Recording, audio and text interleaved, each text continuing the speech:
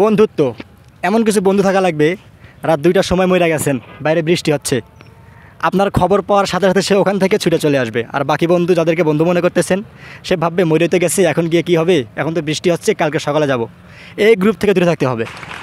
এই গ্রুপ যেই বন্ধুগুলো বলবে যে বৃষ্টি টিষ্টি কিচ্ছু বুঝি না, ওর সমস্যা আছে, এখনই যাব, এইরকম একটা গ্রুপ খুঁজে খুঁজে বের করবেন। আপনার জীবনে আর কিছু চাওয়ার নেই, পরিবার, স্বাস্থ্য আর এরকম কিছু ফ্রেন্ডস আছে, আপনি অলরেডি সুপার সাকসেসফুল।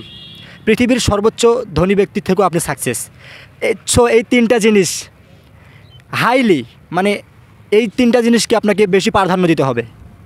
আর কিছু চাওয়ার দরকার নেই। আপনি যখনই একটু ভালো হওয়া শুরু করবেন, ব্যবসাপাতি করে, নামাজ পড়বেন, সবার প্রথম ধাক্কাটা খাবেন নিজের কাছের মানুষদের কাছ থেকে, আত্মীয় স্বজনের কাছ থেকে। তারা পছন্দ করবে না যে আপনি ভালো কিছু করতেছেন, তারা পছন্দ করবে না যে আপনি এখানে আসছেন, ওয়াজ মাহফিলে আসছেন, নামাজ পড়েন। আপনার কাছের লোক আপনাকে বলবে ও তো নষ্ট হয়ে গেছে, ও রাত 12টার সময় আসে, বাসায় আসে, কী করে না করে অনেক কিছু বলবে। সফলতা আসলে মাথাটা ঠান্ডা রাখবেন। আত্মীয় স্বজন কে কী বললো এটা দেখার আপনার সময় নাই। আপনি যদি সৎ হন, আপনার ব্যবসা যদি ঠিক থাকে, আপনি আপনার মতো করে কাজ করেন, আর সফল হওয়ার সাথে সাথে অনেক দুধের মাছি তৈরি হবে। দোস্ত আমি জানতাম তুই সফল হবি, আয় দোস্ত আয়, আমার বুকে আয়। এই গ্রুপ থেকেও সাবধান, টাচ মি। পই করে হিসাব রাখতে হবে আপনাকে, যে আপনার দুঃসময়ে কে কাছে ছিল, কে ছিল না। পই করে হিসাব রাখবেন, ডায়েরিতে দরকার হলে লিখে রাখবেন যে কখন চারানা চেয়েছিলেন আর একটু সাপোর্ট চেয়েছিলেন, কে দেয় নাই, কে দিয়েছে।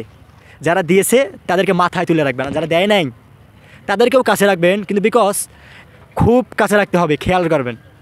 শেষ করার একটা কথা হচ্ছে যে আপনার ভালো অনেকেই দেখতে পারবে না।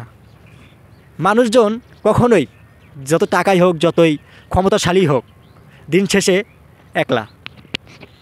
যত কোটিপতি হোক, যাই হোক, দিন শেষে সে একলা।